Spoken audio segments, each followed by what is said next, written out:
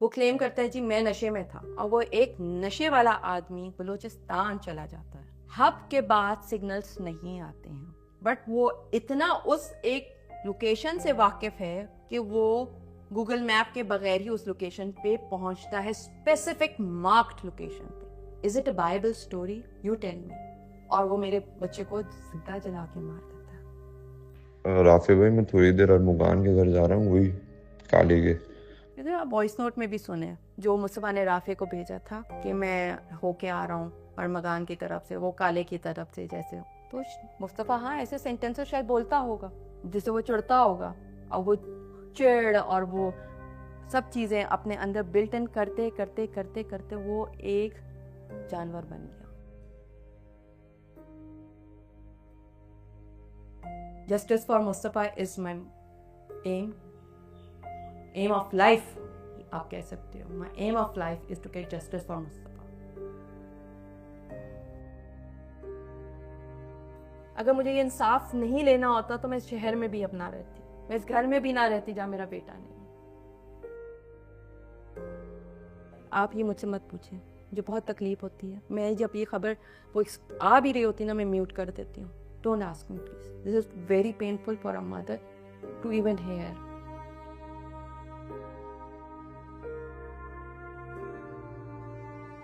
मुस्तफ़ा 23 साल का हुआ था, 23 साल का बच्चा, एक BBA फाइनल ईयर का स्टूडेंट। 3 महीने रह गए उसकी एजुकेशन ख़त्म होने में, ग्रेजुएशन होने में। मुस्तफ़ा एक हैप्पी बच्चा था, फ्रेंडली बच्चा था।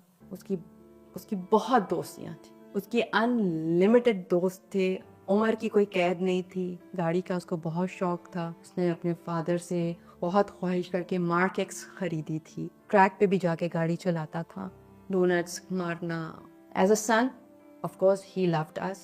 फादर उसके थोड़े बीमार रहते हैं, वो बहुत कंसर्न रहता था अगर वो अपने कोई पोजीशन पे लेट जाए या कुछ। मुझे अगर नाखून जितनी भी तकलीफ हो जाए तो मुझे खुद डॉक्टर पे लेके जाए। He was a good human.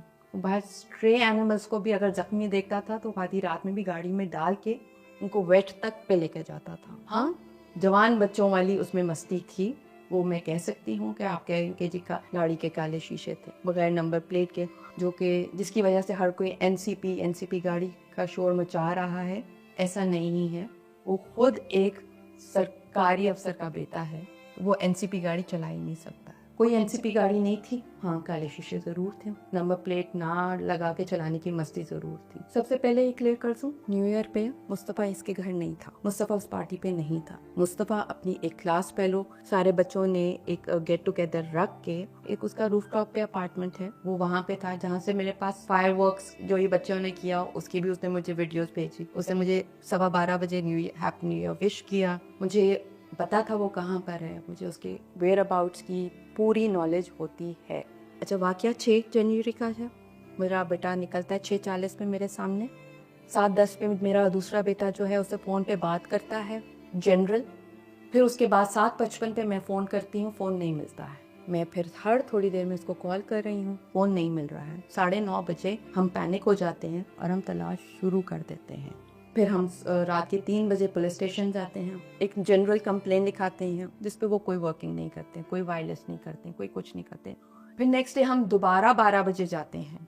इतने टाइम में हमने सारे हॉस्पिटल्स देखे, सपोजिटली हमने सारे थाने भी देखे कि कोई गाड़ी का एक्सीडेंट या कोई इस तरह का वाकया ना हो गया। 12 बजे हम दोबारा जाते हैं, एक फाइनली वो एक्सपेडाइट होती है वो कंप्लेन और एक हमें पेपर मिलता है जिसके बाद CPLC जाया जाता है। CPLC में एक ऑफिशियल कंप्लेंट हमारी होती है। नेक्स्ट हमारा ऑफकोर्स FIR का था। बड़ी मुश्किल से मैंने 2 घंटे बैठ के उनके तरले मिनटे करके FIR कटाई कि जी कुछ मामला नहीं ऐसा कि मेरा बच्चा खुद कहीं घूमने निकल गया है। फिर अब हम उनके आसरे पे बैठे रहे। इस टाइम में मुस्तफ़ा की सिम हमने निकलवा ली, क्योंकि सिम तो हमारे नाम पे थी। हमने सिम निकलवा ली, सिम फ़ोन में डाली, सारे कॉन्टैक्ट्स, काफ़ी चीज़ें हमें हासिल हो गई। हमने सबको कॉल करना शुरू किया। दूसरे तीसरे दिन इसके फ्रेंड्स ने अरमगान को नॉमिनेट कर दिया था। मुस्तफ़ा की कोई अरमगान से ऐसे डायरेक्ट दोस्ती नहीं थी। ये जो बात आ रही है कि जो वो बहुत दोस्त थे, नहीं, ऐसे कोई दोस्त नहीं थे। आपको कहीं पे भी मुस्तफ़ा और अरमगान की कोई तस्वीर भी नहीं मिलेगी। As such they were not friends. एक आदमी, एक लड़का घूमता है क्राउड में और एक अक्वेंटेंस में और एक फ्रेंडशिप में डिफरेंस होता है, तो इस डिफरेंस को हमें समझना चाहिए। मुस्तफ़ा की वो स्क्रीनशॉट फ़ोन का जिसमें सारी मिस कॉल्स और वीडियो कॉल्स और वो मैसेजेस जो उसने मुस्तफ़ा ने खोले ही नहीं, उसका स्क्रीनशॉट, इट्स वेरी एविडेंट कि मुस्तफ़ा से नहीं मिलना चाहता था। अब उस दिन वो वहाँ कैसे पहुंचा, ये उसके साथ ही चला गया भाई, ये राज उसके साथ ही दफन हो गया। इसके पकड़े जाने तक मुस्तकिल अरमगान को कॉल करती रही और आखिर में जो हमारी बात हुई 24 तारीख को, मैंने इसको कहा कि अरमगान अगर तुम्हारा हाथ हुआ मेरे मुस्तफ़ा के लिए, मैं तुम्हें छोड़ूंगी नहीं। उसी दिन रात में रैंसम कॉल्स का सिलसिला शुरू हो गया। ठीक है, ये 24 को मेरी इसके साथ गुफ्तगू हुई है, 25 को रैंसम कॉल आई है, हमारा CIA में केस किया है, हमारे पास बहुत सारी चीज़ों के 1 बाय 1 शवाहिद आते चले गए। IPDR पे इसके घर की लोकेशन आ गई, एक वॉइस नोट बच्चे ने जो कि बाहर पढ़ने चला गया हुआ है, इसका बचपन का दोस्त, तो वो मुझे मिला। राफे भाई, मैं थोड़ी देर अरमुगान के घर जा रहा हूँ, वही काली के। तो एक काम करो ना, आप जिम से फ्री हो जाओ एक ही बार, फिर मेरे पास आ जाओ ना, या शावर वावर लेकर आ जाओ, जैसे भी इजी होकर आ जाओ। पुलिस के बारे में मैं तो अल्लाह के आगे जायनमाज बिठा के बैठ गई थी कि अल्लाह पाक इनको कहे मेरी मदद करें। ये अरमगान की कॉल पे मेरे से होना, फिर रैंसम कॉल का आना, CIA में केस जाना मेरे हक में हो गया। फिर आपके सामने 10 दिन के अंदर क्रैक हो गया ना केस। जब CIA के पास गया तो इसको तो मैं तीसरे दिन नॉमिनेट कर चुकी हुई थी। तीसरे दिन से मैं इनको नॉमिनेट करके बैठी हुई हूँ, लेकिन ये लोग मेरी बात नहीं सुन रहे थे। शायद ये जो देखो, हादसा तो 6 तारीख का हो गया ना, जब 7, 8, 9, 10 से लेके अगली 8 या 9 फरवरी तक जो कार्रवाई, उससे पहले ये चीज हो जाती, जो नहीं हुई। क्यों? क्योंकि किसी को करना नहीं था, जब तक CIA में केस नहीं गया था। इसके घर पे जब छापा मारा है, रेड हुई है, इसने गोलियां चलाई हैं, सपोजिटली सेल्फ डिफेंस में पुलिस भी तो चला सकती थी ना, उन्होंने इसको पे नहीं चलाई थी, उसकी वजह थी। सब कहते हैं ना कि क्यों नहीं चलाई, पुलिस कमजोर थी या CIA कमजोर थी। उसके पास मुस्तफ़ा की इंफॉर्मेशन थी जो कि हम 100% श्योर थे, और उसको जिंदा पकड़ के लेके जाना था। स्टैंड ऑफ हुआ 4 घंटे का। तो अब ये इस तरह की हमें हर इंटेरोगेशन पे कहानियां देता रहा। फिर शिराज पकड़ा गया। शिराज पकड़े जाने के बाद ये सारा मुस्तफ़ा के साथ हुआ वाकया तो उसने बताया ना। फिर ये मेरा केस होता है, हम बड़ी मेहनत से बंदा पकड़ लेते हैं, उसके बाद जो जज साहब मेरे साथ, ठीक है, उसको फेवर करते हैं, जो जिसके बारे में कितनी FIR हैं, ये केस आगे बढ़ता है। बेटा तो मुझे जिंदा नहीं मिला, शिराज पकड़ा गया, जिससे पता चला जी मेरे बेटे के साथ ये हादसा हो गया। उससे पहले जब ये अकेला पकड़ा गया हुआ था, ये तो बहुत कहानियां दे रहा था कि शेरों को खिला दिया या क्या क्या इसने किया, मली नदी में फेंक दिया। He had multiple stories. वो क्लेम करता है जी मैं नशे में था, और वो एक नशे वाला आदमी बलूचिस्तान चला जाता है। हब के बाद सिग्नल्स नहीं आते हैं, बट वो इतना उस एक लोकेशन से वाकिफ है कि वो गूगल मैप के बगैर ही उस लोकेशन पे पहुंचता है, स्पेसिफिक मार्क्ड लोकेशन पे। Is it a Bible story? You tell me. और वो मेरे बच्चे को जिंदा जला के मार देता है, और वहां से वो पैदल आते हैं। सपोजिटली 7 बजे वो होटल पे भी रुके हैं, जो अब कल मेरे हस्बैंड पूरा जो है ये वहां तक गए हैं और वहां से आए हैं। गन लगा के घूमता है जी, मतलब वो लगा के घूम रहा, वापस पैदल आया है, और फिर कोई सुजुकी ली है, कोई रिक्शा लिया है, मतलब वहां जाने में 3 से 4 घंटे लगे हैं, और वहां से वो लोग पैदल आए अगले दिन, और फिर वो गायब हो जाता है 1 महीने के लिए। पुलिस को पागल बना रहा है, या पुलिस खुद पागल बनना चाहती थी। This Armaghan character was so full of himself कि जी मैं ये असले की नुमाइश करके या घर में पार्टियां की थ्रो करके अपने हाईटेक होकर बच्चों को दबा लूंगा तो लड़के लड़कियां दबते होंगे, मेरा बच्चा नहीं दबता था। जो कि अब तक कंक्लूजन यही आया है, जो कि उसके बयान से जाहिर हुआ है कि it was only hatred and jealousy. लेकिन जी इंस्टिगेट करने में लड़कियां और दोस्त, बहुत सारे लोग शामिल हैं। अब मैं अब चीज़ें बहुत सारी पता करना शुरू की हैं कि उसके अंदर इतनी हेट्रेड और जेलसी क्यों डेवलप हुई। तो उसमें वो लड़कियां भी शामिल हैं, ठीक है, और उसमें लड़के भी शामिल हैं। आप वॉइस नोट में भी सुने जो मुस्तफ़ा ने राफे को भेजा था कि मैं होके आ रहा हूँ अरमगान की तरफ से, वो काले की तरफ से जैसे। तो मुस्तफ़ा हाँ ऐसे सेंटेंसेस शायद बोलता होगा जिससे वो चिढ़ता होगा, और वो चिढ़ और वो सब चीज़ें अपने अंदर बिल्ट इन करते करते करते करते वो एक जानवर बन गया। आप ये मुझसे मत पूछें, मुझे बहुत तकलीफ होती है। मैं जब ये खबर वो आ भी रही होती ना, मैं म्यूट कर देती हूँ।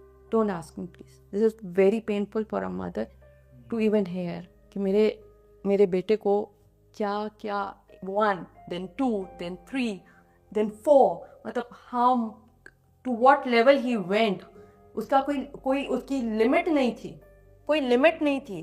बहुत सारी चीज़ों में सबसे एक क्लैरिटी जो आई है, जो कि बार बार हर कोई बोल रहा था कि मुस्तफ़ा मंशियात फरोख्त करने इसके घर आया था, वो क्लियर हो गई।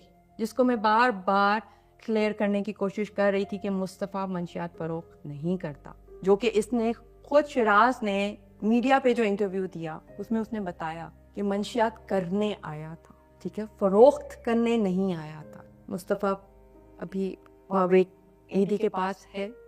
तो ये एक जो बीच में स्टोरी आई कि खुदा ना खास्ता उसका उसका कॉर्प्स इनकम्प्लीट है, वो नहीं है। मैं तो कहती हूँ इतनी इनकम्प्लीट स्टोरीज, इतना तकलीफ देने वाली न्यूज़ेस चलाई हैं मीडिया ने।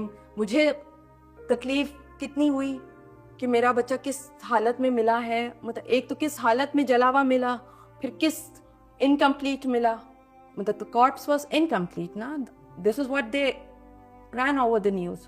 मतलब वो बिल्कुल उसके 11 सैंपल्स मिले, उसके दांत, उसकी मतलब skin, they were so many, they collected 11 samples, so that means के प्रिजर्वेबल भी है वो, तो वहाँ पे प्रिजर्व्ड है। डीएनए का वेट कर रहे हैं, होपफुली 3 से 4 दिन में ये डीएनए रिपोर्ट आ जाए, मैं अपने बच्चे की तदफीन करूँ, मुस्तफ़ा को रुखसत करूँ, और फिर मैं इनसे किसी साथ में लड़ने के लिए खड़ी हो जाऊँगी। मेरा मुतालबा सिर्फ इंसाफ है। फांसी बहुत छोटी सज़ा है अरमगान के लिए, उसको उसी तरह से स्लो डेथ दी जाए जिस तरह से मेरे बच्चे को तकलीफ दी है। Justice for Mustafa is my aim of life, आप कह सकते हो। My aim of life is to get justice for Mustafa. मुझे नहीं पता मैं ज़िंदा कैसे हूँ। एक माँ, एक बाप, एक फैमिली, जिसके घर का शहजादा था वो बच्चा, जिसके हिसाब से हम चलते थे, उसको इन लोगों ने ख़त्म कर दिया। रह क्या गया पीछे, रह क्या गया है? अगर मुझे ये इंसाफ नहीं लेना होता तो मैं इस शहर में भी अब ना रहती, मैं इस घर में भी ना रहती जहाँ मेरा बेटा नहीं है। लेकिन कहीं जहाँ भी मेरे पास कुछ और ऑप्शन नहीं है कि मैंने क्योंकि इसको वहाँ तक पहुँचाना है, क्योंकि ये ऐसा जानवर बाहर नहीं आना चाहिए। और मुझे ऐसा लगता है कि इसकी बहुत कॉमन प्रैक्टिस है। अब अगर ये बाहर निकल आया तो ये इससे ज़्यादा करेगा। इसका तो जो 0.09% भी जो डर रह गया था मुस्तफ़ा के साथ करने के बाद, ये बाहर अगर आ गया तो वो भी ख़त्म हो जाएगा। ये आप लोग समझें। और फिर ये क्या सीरियल किलर बनेगा, वो लोग, ये चीज़ आप लोग समझें। मैं पब्लिक से रिक्वेस्ट करती हूँ #जस्टिस फॉर मुस्तफ़ा आमिर को प्रमोट करें, ताकि हर जगह पे कोई भी ना इंसाफी पहुँचे और मैं और हर माँ के बच्चे महफूज हो सकें ऐसे जानवर से।